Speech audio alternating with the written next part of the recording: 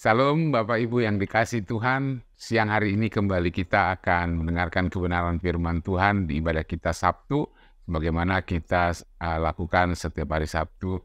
Biarlah Tuhan yang menuntun kita dan biarlah Tuhan yang memberkati kita. Sebelum kita mendengarkan kebenaran firman Tuhan, mari kita tundukkan kepala kita berdoa. Bapa yang di surga, terima kasih buat siang hari ini kalau kami kembali akan mendengarkan kebenaran firman Tuhan. Biarlah Tuhan Engkau yang mengurapi hamba-Mu, supaya setiap kata kalimat hamba-Mu yang disampaikan benar-benar itu isi hati Tuhan.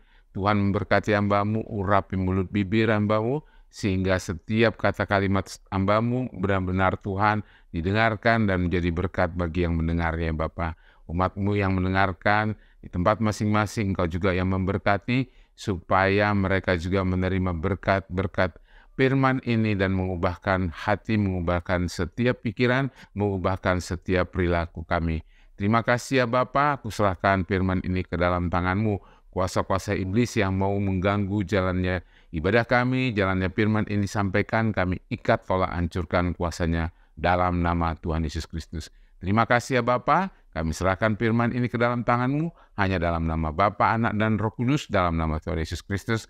Haleluya. Amin. Sekali lagi Bapak Ibu yang dikasihi Tuhan, salam semuanya. Puji nama Tuhan, kita kembali datang untuk mendengarkan kebenaran firman di ibadah kita pada Sabtu hari ini. Bapak Ibu yang dikasihi Tuhan, firman Tuhan yang akan saya bagikan hari ini saya beri judul Keistimewaan Orang Benar. Dari judulnya kita tahu bahwasanya pastilah kalau namanya orang benar, Tuhan kasihkan, Tuhan berikan keistimewaan dibandingkan orang-orang fasik. Namun apa yang keistimewaan itu sehingga kita sebagai anak-anak Tuhan mau melakukan kehendak Tuhan yang benar. Yang benar itu tentunya firman Tuhan. Yang benar itu tentunya berasal daripada Tuhan. Di luar itu tidak ada yang benar kecuali di dalam Tuhan. Makanya firman Tuhan katakan, akulah jalan kebenaran. Ya, dikatakan kebenaran itulah di dalam Tuhan. Akulah jalan, kata Yesus, kebenaran dan hidup. Barang siapa yang percaya kepadaku tidak binasa, melainkan beroleh hidup yang kekal. Nah, jadi hari ini kita akan mendengarkan tentang keistimewaan orang benar yang tertulis di Mazmur 37 ayat 23 sampai 33. Mari sama-sama Bapak Ibu membukakan firman-Nya, membuka Alkitabnya di Kitab Mazmur pasalnya yang ke-37 ayat 23 sampai 33. Dikatakan, saya bacakan ayat 23, Tuhan menetapkan langkah-langkah orang yang hidupnya berkenan kepadanya. Apabila ia jatuh, tidaklah sampai tergeletak, sebab Tuhan menopang tangannya. Dahulu aku muda, sekarang telah menjadi tua. Tetapi tidak pernah kulihat orang benar ditinggalkan, atau anak cucunya meminta-minta roti. Tiap hari ia menaruh belas kasihan dan memberi pinjaman, dan anak cucunya menjadi berkat. Jauhilah yang jahat dan lakukan yang baik, maka engkau akan tetap tinggal untuk selama-lamanya. Sebab Tuhan mencintai hukum, dan ia tidak meninggalkan orang-orang yang dikasihinya. Sampai selama-lamanya mereka akan terpelihara, tetapi anak cucu orang-orang fasik akan dilenyapkan. Orang-orang benar akan mewarisi negeri dan tinggal di sana senantiasa. Mulut orang benar mengucapkan hikmat dan lidahnya mengatakan hukum. Daulat Allahnya ada di dalam hatinya. Langkah-langkahnya tidak goyah. Orang fasik mengintai orang benar dan berikhtiar membunuhnya. Tuhan tidak menyerahkan orang benar itu ke dalam tangannya. Ia tidak membiarkan dinyatakan fasik pada waktu diadili. Nah, Bapak Ibu yang saudara yang dikasihi oleh Tuhan, dari judulnya tadi keistimewaan orang benar apa? Kita tahu di ayat 23, Tuhan menetapkan langkah orang benar yang hidupnya berkenan kepadanya. Nah, dari kitab Mazmur ini tentunya kita lihat di ayat 23, hidup orang benar orang yang berkenan kepada Tuhan. Jadi orang benar itu hidupnya berkenan kepada Tuhan. Artinya hidupnya di jalan-jalannya Tuhan. Nah, Tuhan memastikan bahwa benar itu dipimpin oleh Tuhan. Ya, jadi orang benar itu dipastikan dipimpin oleh Tuhan dalam keadaan di mana jalannya nggak memang kelihatan. Ya, jalannya nggak kelihatan, tetapi pimpinan. Kan banyak ya jalan orang benar itu seperti apa, sepertinya udah nggak kelihatan jalannya. Tetapi kalau dia memilih jalannya Tuhan, karena jalan di dunia ini banyak. Jalannya pilihan-pilihan di dunia ini banyak. Tetapi kalau jalannya Tuhan berarti kita berada di jalurnya Tuhan. Pimpinannya siapa yang memimpin hidup kita? Tentunya hidup kita dipimpin oleh Tuhan. Nah, setiap langkah-langkah kita itu harus minta prioritaskan bahwasanya Tuhan yang pimpin setiap langkah. Bukan sudah berjalan jauh, tetapi langkah step by step-nya kita, itu Tuhan yang tuntun kita. Nah, di jalan orang benar seperti apa? Kalau orang benar itu pasti di dalamnya ada sukacitanya Tuhan. Karena kalau orang benar, pasti nggak ada lagi ketakutan. Orang benar itu kan pasti hidupnya ya sesuai dengan firman Tuhan. Apa yang mau ditakuti? Biasanya ketika kita punya musuh, ketika kita punya masalah sama orang, kita rasa takut pasti ada. Tapi orang benar punya masalah nggak? Bisa aja sih punya masalah. Tetapi di dalam Tuhan, kita udah dituntun, kita udah berjalan bersama Tuhan. Makanya Tuhan menetapkan langkah-langkah orang yang hidupnya berkenan kepadanya. Tuhan menetapkan step by step orang-orang yang hidup berkenan kepada Tuhan. Nah, Bapak Ibu yang dikasihi Tuhan, coba mari kita buka 1 Petrus 2 ayat 21. 1 Petrus 2 ayat 21 apa katanya? Sebab untuk itulah kamu dipanggil karena Kristus pun telah menderita untuk kamu dan telah meninggalkan teladan bagimu supaya kamu mengikuti jejaknya. Nah, langkah orang benar itu jejaknya siapa? Langkah orang benar itu adalah mengikuti jejak-jejaknya Kristus, mengikuti langkah-langkahnya Kristus, mengikuti apa yang Kristus jalani. Nah, itu makanya kita dikatakan mengikuti langkahnya Tuhan. Udah ditetapkan kalau kita mau mengikuti Tuhan, mengikuti Kristus seperti di 2 Petrus 21 tadi dikatakan tadi, untuk itulah kita dipanggil. Jadi orang benar itu memang panggilan Tuhan, bukan kita menjadi orang yang benar, tapi kita dibenarkan oleh Tuhan. Untuk itu kamu dipanggil, kita ini dipanggil untuk apa? Untuk berjalan bersama Tuhan. Dan siapa yang kita teladani? Tentunya Kristus. Kristus memang ada penderitaan. Orang benar itu memang tidak selamanya juga. Hidupnya itu harus hidup yang dibayangkan seperti dunia ini. Tetapi orang benar itu langkah hidupnya terus dipimpin oleh Tuhan. Nah, apa teladan kita? Teladan kita itu adalah Kristus. Kita mengikuti jejak-jejak Kristus. Kita mengikuti langkah-langkahnya Tuhan. Makanya dikatakan Tuhan menetapkan langkah orang benar yang hidup berkenan kepadanya. Nah, kita baca lagi ayat 24.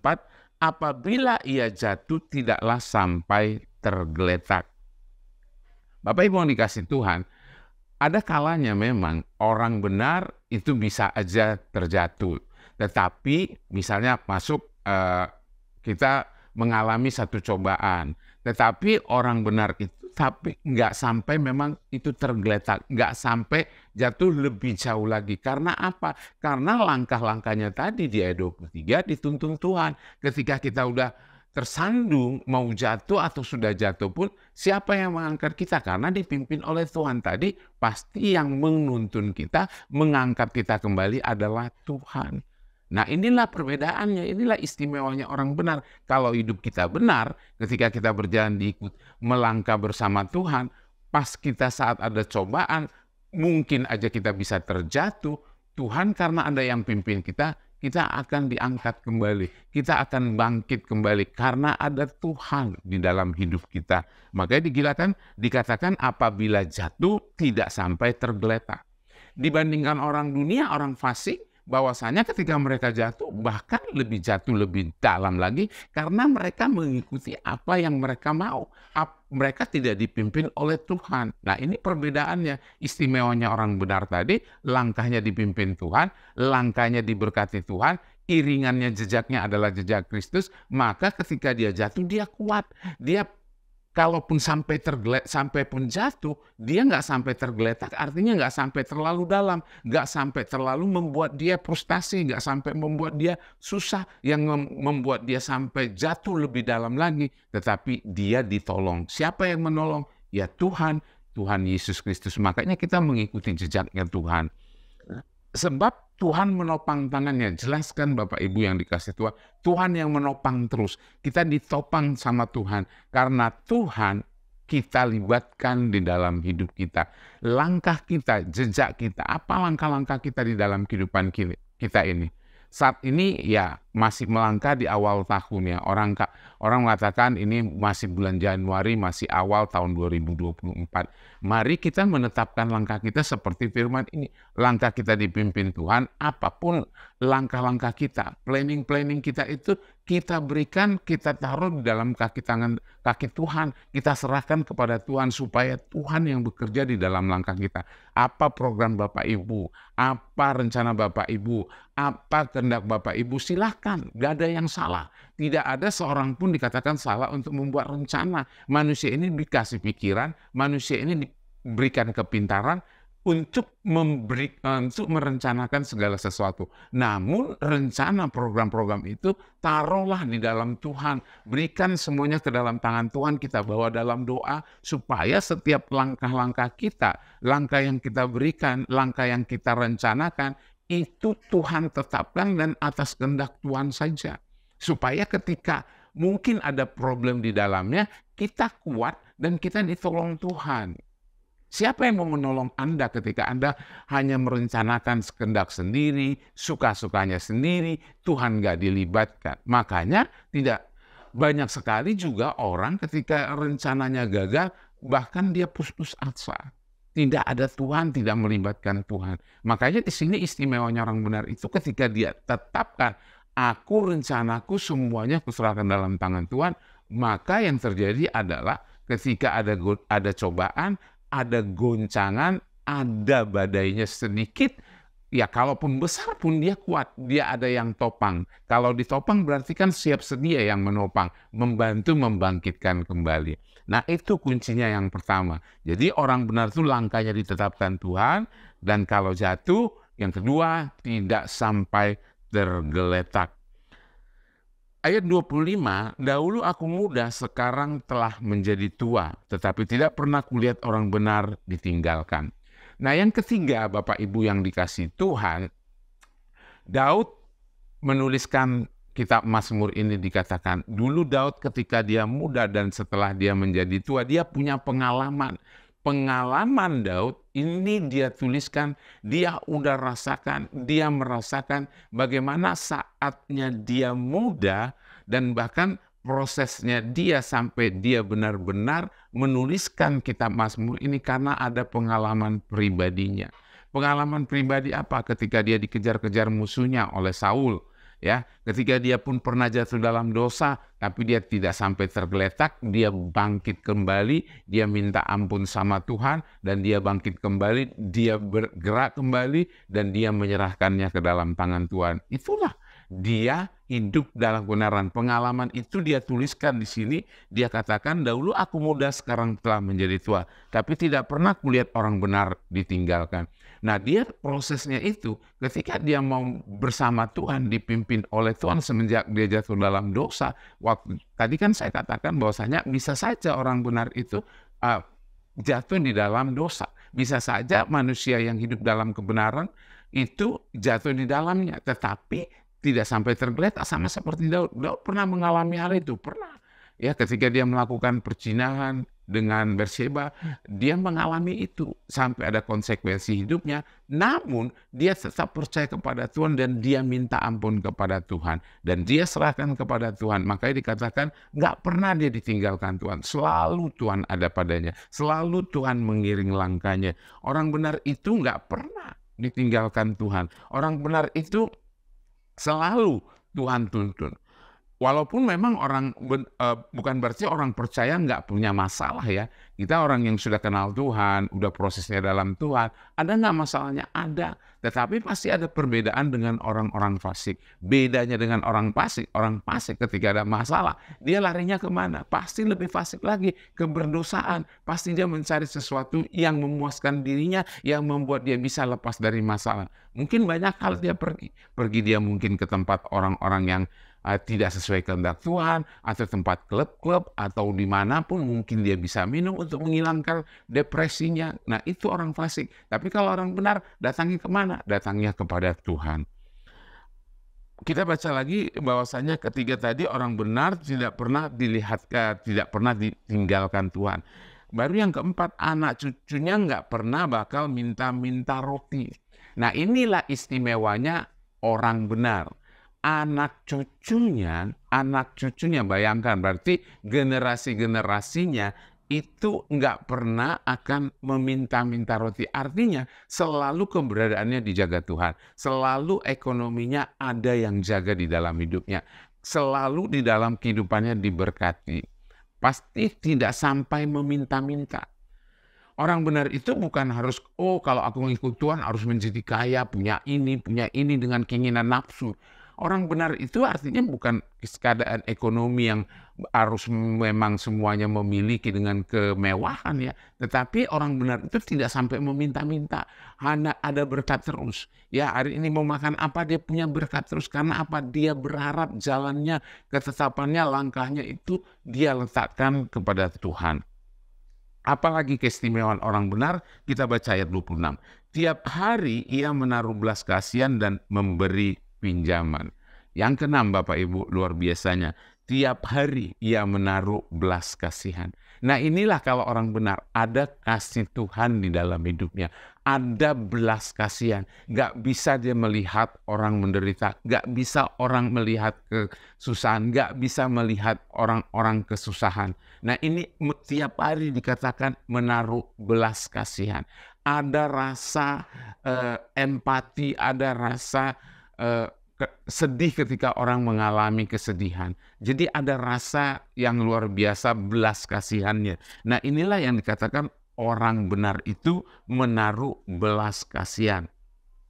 Bapak Ibu yang dikasihi Tuhan, ketika saya misalnya sudah mengalami perjumpaan dengan Tuhan, hidup di dalam firman Tuhan, hidup di dalam kasih Tuhan, pasti ada belas kasihan. Yang dulunya kita mungkin punya karakter nggak bisa berbelas kasih, bodoh amat sama orang. Ya, ibarat katanya dalam bahasa gaulnya lu gua. Nah, itu yang seringkali orang fasik lakukan gitu. Lu gua, yang penting gua nggak ganggu lu. Ini bahasa Betawinya ya Bapak Ibu. Lu nggak ganggu gua pun nggak ganggu lu.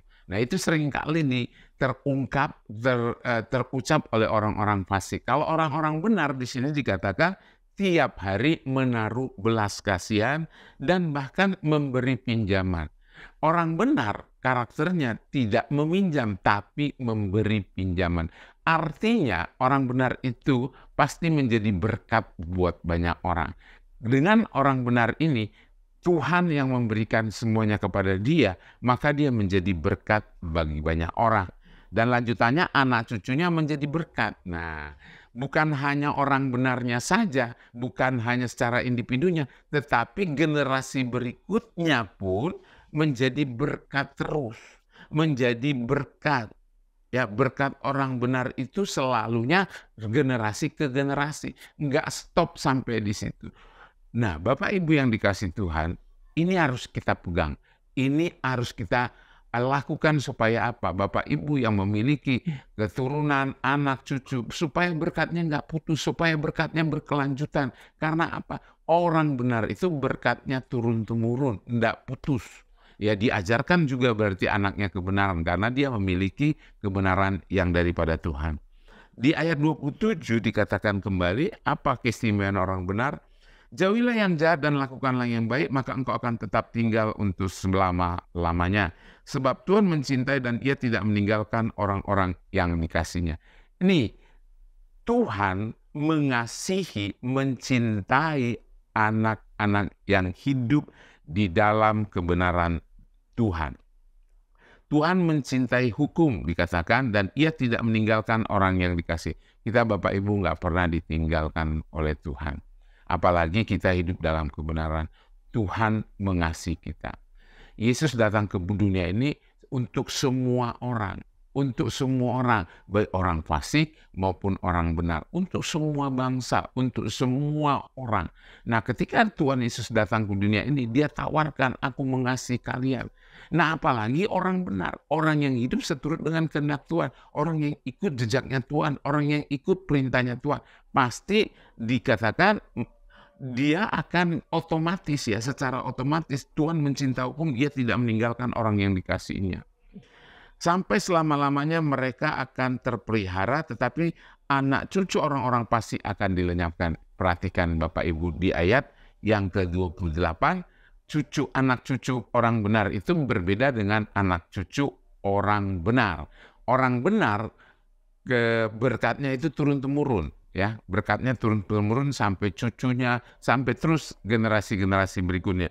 Dan namun dikatakan anak cucu orang fasik akan lenyap, dilenyapkan, putus, akan diputuskan. Jadi nggak ada berkat, yang ada kesengsaraan, yang ada penderitaan. Nah, orang benar ini pasti berbeda. Nah, ini yang dikatakan apa istimewanya orang benar. Jadi kalau Bapak Ibu ikut Tuhan, ada yang istimewa. Kita dikasih hak yang lebih istimewa dibandingkan orang-orang yang nggak kenal Tuhan. Dibandingkan orang-orang yang nggak mengenal Tuhan yang benar. Mereka seringkali berupaya keras, bekerja keras siang dan malam, tanpa menghiraukan Tuhan, tanpa peduli dengan Tuhan. Itulah kefasikan, melakukan apa yang menjadi kehendaknya. Apa yang dia dapat? Yang nggak dapat. Rencananya dia kerjakan untuk anak cucu turun-temurun. Tetapi firman Tuhan katakan di sini apa? Orang fasik itu anak cucunya akan dilenyapkan. Jadi nggak dapat apa-apa. Hanya orang benar yang berkatnya turun-temurun. Nah, jadi Bapak Ibu, mari kita renungkan firman Tuhan ini sampai ayat 28 tadi. Ayat yang ke-29, orang-orang benar akan mewarisi negeri dan tinggal di sana senantiasa. Nah, bahagia banget Bapak Ibu. Bahagia banget ketika orang benar itu dikatakan orang benar mewarisi negeri. Bahkan yang lebih besar lagi, lebih luas lagi sampai mewarisi negeri. Sampai ya namanya kita lihat ya, negeri seberapa luas. Banyak ya berkat-berkat itu. Nah, secara rohaninya orang benar itu mewarisi negeri. Apa yang dia tinggalkan kepada anak cucunya? Ya pasti iman, ya pasti firman Tuhan, pasti kebenaran, kebaikan, itu semua pasti diwarisi. Bukan sekedar memang harta bicaranya secara rohani, tetapi yang diajarkan adalah kebaikan firman-firman Tuhan, kebenaran firman-firman Tuhan. Sehingga orang benar ini warisannya memang harta secara rohani ini yang jauh lebih penting. Walaupun itu akan mengikuti jasmaninya. Seperti firman Tuhan katakan, carilah dahulu kerajaan Allah, maka semua akan ditambahkan kepadamu. Kalau kita mencari kerajaan Allah, maka semua akan ditambahkan kepada kita. Berkat jasmani pun akan mengikuti kita. Ayat 30 dikatakan, mulut orang benar mengucapkan hikmat. Nah, perbedaan berikutnya adalah mulut orang benar mengucapkan hikmat. Hikmat apa? Ya, hikmatnya Tuhan. Penuh kebijaksanaan. Penuh dengan setiap kata kalimatnya itu mengandung makna yang dalam bagi orang lain. Karena itulah hikmat. Ketika dia mau melangkah ada hikmat, pasti jalurnya itu ketetapannya bersama Tuhan. Mengucapkan hikmat dan lidahnya mengatakan hukum. Lidahnya pasti ada firman-firman hukum-hukumnya Tuhan. Jadi kalau orang yang benar itu kalimat-kalimatnya orang bisa perhatikan kalimat-kalimat yang benar-benar bijaksana, sehingga orang kan ngelihat dari kelakuan, dari perkataan orang-orang yang benar ini pasti sangat berbeda dengan orang-orang fasik. Mengandung nasihat yang luar biasa, mengandung perkataan-perkataan yang memberkati. Makanya dibedakan, bisa terbedakan antara orang benar dengan orang fasik. Mari kita coba lihat di Kolose 3 ayat 16, Bapak Ibu yang dikasihi Tuhan. Kolose 3 ayatnya yang ke-16. Kolose 3 ayatnya yang ke-16. Dikatakan, Hendaklah perkataan Kristus diam dengan segala kekayaannya di antara kamu, sehingga kamu dengan segala hikmat mengajar dan menegur seseorang akan yang lain, sambil menyanyikan mazmur dan puji-pujian dan nyanyian rohani. Kamu mengucap syukur kepada Allah di dalam hatimu. Nah, dikatakan di situ perkataan Kristus diam dengan segala kekayaannya di antara kamu, sehingga kamu dengan segala hikmat mengajar, menegur seseorang sambil menyanyikan mazmur. Nah, artinya di sini orang yang berhikmat, orang yang benar, mulutnya itu penuh hikmat. Nah, ketika dia menasihati, orang yang mendengarnya menerima. Ketika dia menegur, orangnya yang lain menerima.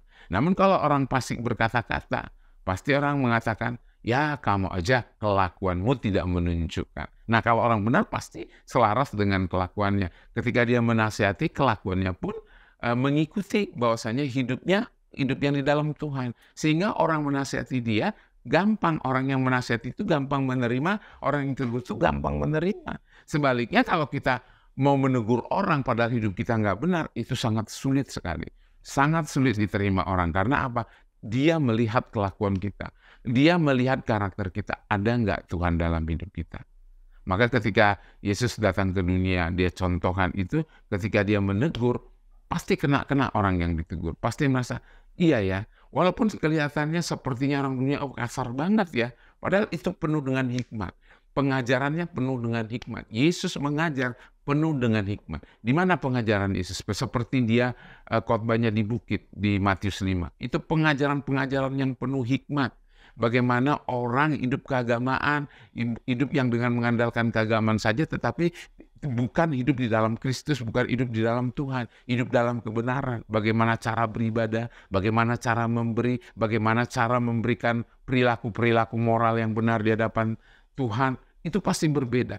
Nah, ketika dia menegur orang Farisi, orang Saduki, menegur di dalam khotbah-khotbahnya, itu pasti kena, tersindir, merasa, wah kok dia penuh hikmat ya. Makanya dia sejak lahir pun, sejak dia datang ke dunia ini, dia penuh hikmat karena dia di dalam Tuhan. Karena hidupnya memang Tuhan, hidupnya adalah dari Tuhan. Nah, jadi makanya disebut dia anak Tuhan. Karena apa? Di dalam dirinya, inilah karakter yang harus kita ikuti. Karakter sebagai Allah, karakter anak Allah di dalam dirinya.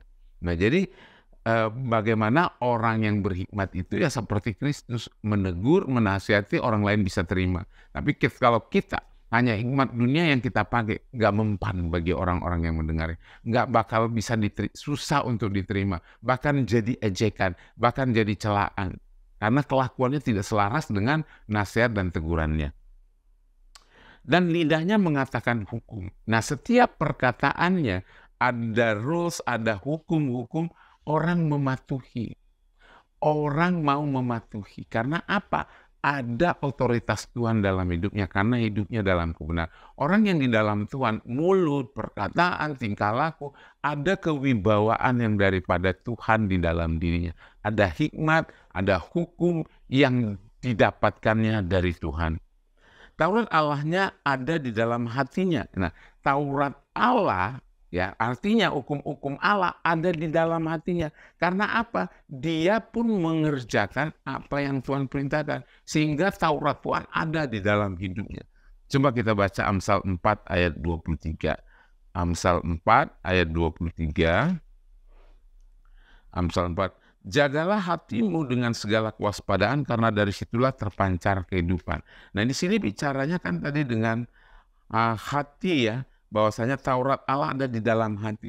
Kenapa Taurat Tuhan di dalam hati orang benar? Hati itu adalah pusatnya kehidupan. Di dalam hati manusia ini terpancar kehidupan. Kalau hati manusia itu beres, maka itu akan keluar apa yang terjadi dalam hidupnya. Itu ada terpancar dari hati manusia. Makanya Taurat Allah terus berdiam di hatinya. Orang benar. Sementara orang fasik, dia nggak mau kenal firman Tuhan, tidak ada firman Tuhan di dalam hidupnya. Yang ada adalah pikirannya sendiri, hikmat dunia ini yang ada di dalam hidupnya. Dia mencari-cari hikmat itu berdasarkan filosofinya dunia. Salah nggak? Ya secara dunia nggak salah. Tetapi jauh lebih baik jika hikmatnya itu adalah hikmat Tuhan. Langkah-langkah kita, aturan-aturan kita, hukum-hukumnya berasal dari Allah. Kalau sudah hikmat Allah tadi seperti tadi ada wibawa, ada otoritas, ada hikmat yang dari Tuhan. Nah ini makanya orang-orang benar itu kalau ngomong gampang didengarkan, orang terima. Karena apa? Lihat hidup, lihat langkah hidupnya, lihat kebenaran yang ada di dalam hidupnya. Kita lanjutkan lagi, langkah-langkahnya nggak pernah goyah, langkah-langkahnya nggak goyah. Langkah orang-orang benar itu nggak akan goyah, dia tetap teguh. Ketika dia berjalan tadi di ayat 23, berjalan dipimpin Tuhan, dia tetap teguh sekalipun jatuh, nggak sampai tergeletak. Dia tetap tegar lagi karena ada yang menopang. Dikatakan di sini langkah-langkahnya nggak goyah. Kalau orang fasik ketika melangkah, dia bingung. Terkadang dia bisa ke kiri, goyang kanan, langkahnya nggak konsisten. Langkahnya itu tetap bergantung kepada arus dunia ini. Kemana arus dunia ini dia ikutin langkahnya. Kemana ke kiri ya dia ikutin, ke kanan dia ikutin, goyah. Nggak pernah ada konsistensi. Inilah bahayanya kalau hidup di dalam kefasikan. Tetapi kalau hidup dalam benar, langkahnya nggak goyah. Tetap saja. Tetap berpegang kepada siapa? Fokus kepada Tuhan. Tetap yang dipandang Tuhan, tetap yang dipandang jalannya Tuhan. Karena Tuhan terus yang memimpin. Dia melibatkan Tuhan yang pimpin dalam hidupnya. Orang fasik mengintai orang benar nih, kelakuannya, keberbedaannya. Ya, istimewanya orang benar itu pasti yang benar. Nasihatin orang, memberikan masukan kepada orang untuk berjalan kebenaran, mengajari orang firman Tuhan, hidup dalam kebenaran. Sebaliknya orang fasik mengintai-intai orang benar dan berikhtiar. Inilah kelakuan orang-orang fasik. Orang fasik itu contohnya seperti siapa? Judas. Judas dia mengintai Kristus. Dia berikhtiar membunuhnya. Dengan cara apa? Dia jual hanya demi uang. Inilah orang fasik. Orang fasik itu senantiasa mau menjual keimanannya demi uang, demi jabatan, demi wanita kalau yang pria, demi pasangan. Nah, itu orang-orang fasik. Kenapa? Nggak kuat goyah. Gampang goyah karena keadaan. Gampang goyah. Ditawarkan dengan duit, iman diluncurkan, imannya bisa berbalik, dia goyah, gampang goyah. Itulah orang fasik. Perbedaannya dengan orang benar, apapun tawaran dunia ini, dia tidak akan terima karena dia tetap teguh ada Tuhan dalam hidupnya. Tuhan Yesus di dalam hidupnya. Jadi dia tetap teguh, berjalan lurus, berjalan tenang, berjalan teguh di dalam Tuhan. Tuhan tidak bahkan dikatakan orang fasik itu berikhtiar membunuhnya. Jadi kalau orang fasik itu sama seperti Yudas. Dia merencanakan karena dia dikuasai oleh hawa nafsu, mamonnya, karena harta, karena uang, lalu dia menjual Tuhan di dalam hidupnya. Ini orang fasik, nggak mengerti apa-apa. Karena apa? Selama ini hidupnya nggak ada Tuhan. Selama ini dia tidak isi hidupnya dengan Tuhan. Sehingga dia gampang goyah. Orang katakan ini yang lebih benar, dia ikut. Orang katakan ini yang lebih baik, dia ikut. Di dalam kebenaran sebelumnya, dia nggak pernah kenal. Karena apa? Dia nggak kenal kebenaran itu. Dia nggak tahu kebenaran itu. Dia nggak pernah baca firman Tuhan yang menjadi sumber kebenaran itu. Dia nggak pernah mengenal Yesus yang sebagai firman dalam kebenaran itu. Sehingga dia gampang goyah. Makanya dikatakan orang fasik itu gampang goyah. Gampang digoyahkan. Hanya karena harta, hanya karena wanita kalau yang pria, hanya karena jabatan tadi, harta tahta ya. Nah jadi inilah perbedaannya. Jadi kalau orang benar itu istimewanya apa? Dia nggak bakal goyah. Nggak bakal goyah karena ada Tuhan dalam hidupnya. Yang terakhir Bapak Ibu yang dikasih Tuhan ayat 33, Tuhan tidak menyerahkan orang benar itu ke dalam tangannya, ke tangan siapa? Ke tangan orang fasik. Jadi orang benar itu ada benteng-bentengnya, pagarnya. Kalau dia berjalan dalam keadaan di dalam Tuhan, pasti Tuhan menjaga, membenteng. Nggak diserahkan orang benar itu ke dalam tangan orang fasik. Walaupun orang fasik itu berikhtiar mau membunuh orang benar. Jadi itu bisa dikalahkan, tapi siapa? Orang benarkah? Bukan, tetapi Tuhan yang melindungi. Orang benar itu ada perlindungan Tuhan. Sekalipun orang merancang-rancangkan yang jahat buat orang benar, tetapi itu tidak bakal bisa terjadi tanpa seizin Tuhan. Karena Tuhan yang membentengi. Jadi menyerahkan itu demikian. Jadi kalau Bapak Ibu aku merasa hari ini, aku kenapa ya mengalami kayak gini, kenapa ya mengalami kejatuhan, mengapa ya, kenapa terus pertanyaan-pertanyaan itu. Mari, apakah hidup kita udah di dalam kebenaran Tuhan? Apakah hidup kita itu hidup di dalam kebenarannya? Nah, itu yang kita harus dalami hati kita, pikiran kita. Namun saya percaya pada siang hari ini Bapak Ibu yang dikasih Tuhan, yang ada di rumah, yang ada dimanapun berada ketika sama-sama mendengarkan firman Tuhan ini, mari kita menyatakan bahwasanya aku adalah orang yang mengikut Tuhan. Siapa Tuhan kita? Yesus Kristus, akulah jalan kebenaran. Ketika kita mengikuti jalan kebenaran itu, maka kita akan tetap selama-lamanya di dalam Tuhan. Di ayat terakhir tadi, Tuhan tidak menyerahkan orang benar ke dalam tangannya. Ia tidak membiarkannya dinyatakan fasik pada waktu diadili. Nah, saat akhirnya tiba, ketika semuanya selesai, orang benar akan terus mendapatkan kebenaran, akan diberikan tempat yang paling diprioritaskan Tuhan. Apa janji Tuhan? Kehidupan yang kekal. Tetapi ketika orang fasik, ada pengadilan bagi orang-orang fasik. Orang benar sudah dipisahkan, orang benar diistimewakan, orang benar dikasih kerajaan Allah, orang benar diberikan berkat-berkat Tuhan. Betapa indahnya keistimewaan orang benar. Privilege-nya jauh lebih banyak. Privilege-nya jauh lebih besar, hadiahnya yang terindah, hadiahnya tidak terbandingi apapun hadiah yang di dunia ini. Itulah orang benar. Namun orang fasik akan terhakimi, akan terdakwa, akan diadili, bahkan ditetapkan menjadi orang-orang yang dibinasakan. Bapak Ibu yang dikasih Tuhan, marilah lewat kebenaran firman Tuhan pada siang hari ini kita sama-sama yang ada di rumah renungkan firman ini. Kita sama-sama renungkan. Aku harus menjadi orang benar. Karena terlalu jauh bandingannya dengan orang fasik. Begitu istimewanya orang benar. Begitu istimewanya Tuhan berikan orang-orang benar dibandingkan orang-orang fasik. Tidak melebihi. Ketika manusia ini di dunia ini merasa bahwasanya, kamu menjadi orang yang punya. Itu sementara Bapak Ibu yang dikasih Tuhan. Tetapi ketika kita hidup dalam kebenaran Tuhan, di dunia pun kita menerima kebahagiaan karena ada perlindungan Tuhan, ada jaminan Tuhan, ada janji Tuhan, dan sampai kita jatuh pun tidak tergeletak, selalu ada Tuhan yang memimpin di dalam kehidupan kita. Bapak Ibu yang dikasih Tuhan, kita renungkan sama-sama firman Tuhan pada siang hari ini, supaya kita bertumbuh semakin hari semakin dekat sama Tuhan, semakin menghidupi firman Tuhan, karena firman ini adalah kebenaran di dalam hidup kita. Demikian Bapak Ibu pada siang hari ini yang bisa saya bagikan. Biarlah firman ini memberkati kita semua, dan semakin kita mengasihi Tuhan, semakin mencintai Tuhan di dalam hidup kita, untuk hidup kita bertumbuh, berakar dan berbuah-buah di dalam kehidupan Tuhan. Lewat hidup kita Injil Tuhan diberitakan, lewat hidup kita orang melihat Kristus ada di dalam kehidupan kita. Puji nama Tuhan, mari kita satukan hati kita berdoa. Bapa yang di surga, terima kasih buat firman-Mu pada siang hari ini.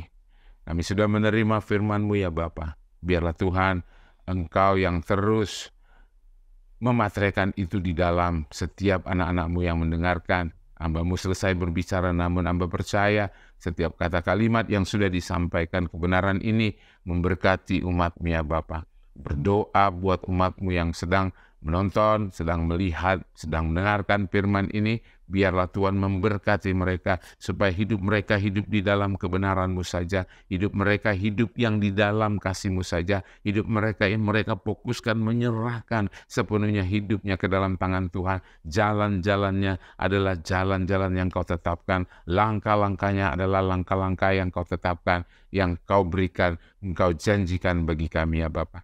Terima kasih ya Bapa, terima kasih Tuhan. Terima kasih Bapa, aku serahkan seluruhnya yang ada jemaat-Mu ke dalam tangan dan kuasa-Mu dimanapun mereka berada. Terima kasih ya Bapa, terima kasih ya Tuhan. Serahkan semuanya ke dalam tangan-Mu.